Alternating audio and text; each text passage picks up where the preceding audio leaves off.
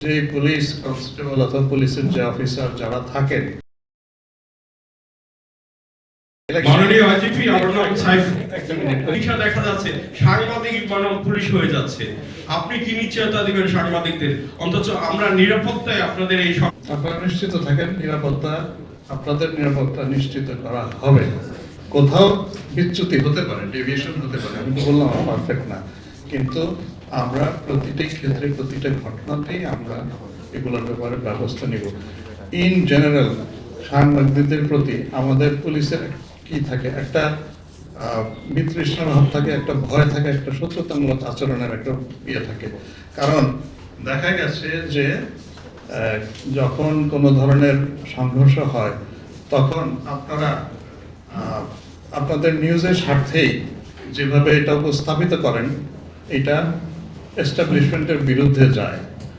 স্বভাবতই যে police constable অথবা পুলিশের যে অফিসার যারা থাকেন, সবাই সবকিছু সহজভাবে নিতে পারেন না।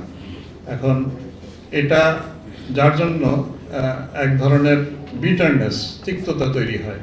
এইটা একটা মানুষের রিয়াকশন, তো I mean it's a human thing.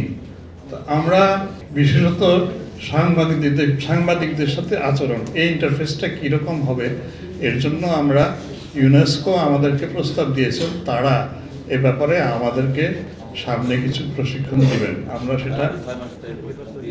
আমরা সাদরে সেটা নিয়েছি।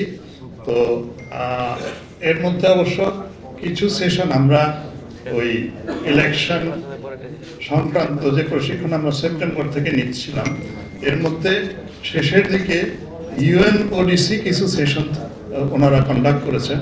সেটাতে how to deal situations and how to facilitate journalists doing their work, এর উপরেও তারা কিছু সেশন নিয়েছেন। আমরা শুরু করেছি এইগুলোতে আমরা প্রশিক্ষিত হতে।